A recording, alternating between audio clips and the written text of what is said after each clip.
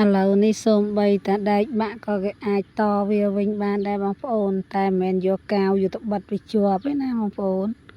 គឺគេមានប្រឡុងគេហ្នឹងមាន3គ្រាប់ប្រឡុងមានខ្នែងហ្នឹងមាន2គ្រាប់ណាបងប្អូន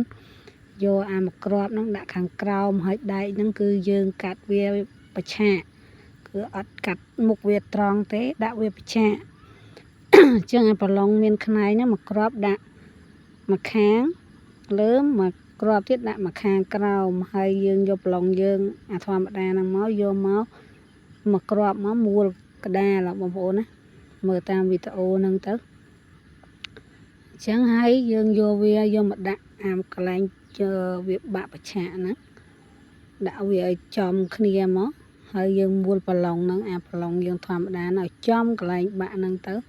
ហើយប្រឡុងមានខ្នែងហ្នឹងយកមកមួលរឹតបញ្ចូលគ្នាមកជាប់រឹងមើងបងប្អូន